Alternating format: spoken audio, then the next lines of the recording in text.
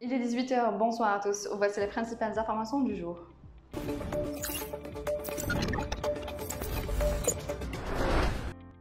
Le Premier ministre Ayman Ben Abdelrahman a affirmé ce mardi que le gouvernement s'attelait à la révision de tous les textes juridiques en vue de consacrer une presse professionnelle et responsable, annonçant la finalisation de l'élaboration de 4 textes juridiques pour la promotion du secteur.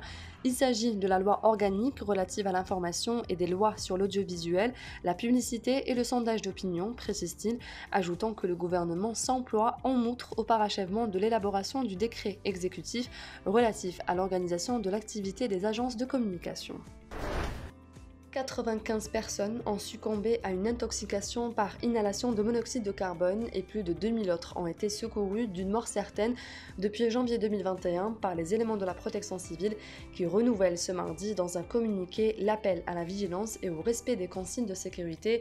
Les appareils de chauffage doivent faire l'objet d'un entretien régulier par un professionnel, précise les services de la protection civile qui recommandent également de ne pas utiliser comme moyen de chauffage la tabouna ou les appareils de cuisson et de ne pas laisser un moteur de voiture en marche dans un garage fermé. Hier, 5 membres d'une même famille habitant dans la commune de Qaïs à Khenchla sont morts asphyxiés par le monoxyde de carbone provenant d'un chauffage. 2 personnes ont trouvé la mort dans un glissement de terrain survenu aujourd'hui dans la commune de Ténès, rapporte la cellule de communication de la direction de la protection civile de la wilaya.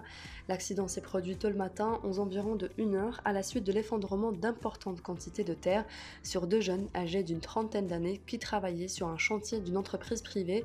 Les 2 victimes creusaient une tranchée de 4 mètres de profondeur pour la rénovation d'une conduite principale d'assainissement au niveau de la RN11 traversant le centre-ville de Ténès, selon le communiqué. Les unités de la protection civile sont intervenues pour secourir les 2 victimes et les évacuer à l'hôpital Zirod Youssef de Tness, où elles ont rendu l'âme des suites de leurs graves blessures, a-t-on déploré.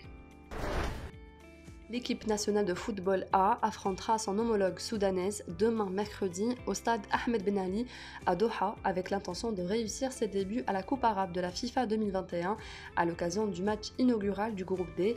La sélection A renforcée par des joueurs de l'équipe A à l'image de Raïssim Boulhi, désigné capitaine dans ce tournoi, le défenseur Jamel Bellamri ou encore l'ailier gauche Youssef Bellaili devra impérativement l'emporter pour se mettre en confiance dès le début avant d'affronter le Liban puis l'Égypte.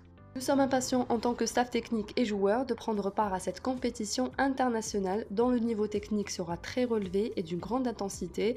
Notre objectif est clair, remporter le trophée, a indiqué le sélectionneur national Majid Bouguerra. Le polémiste d'extrême droite Éric Zemmour a annoncé ce mardi officiellement sa candidature à l'élection présidentielle française d'avril 2022 pour sauver la France et redonner sa fierté au grand peuple français. C'est ce qu'a affirmé Éric Zemmour dans une vidéo diffusée sur sa chaîne YouTube. En officialisant ce mardi sa candidature, le polémiste, connu pour ses positions racistes et xénophobes, notamment envers les immigrés, arrive dans l'arène politique déjà abîmée par son manque de sérieux sur le fond, sans ralliement extérieur et avec une courbe descendante dans les sondages. C'est la fin de ce journal, merci de l'avoir suivi, on se retrouve demain à la même heure sur nos réseaux sociaux.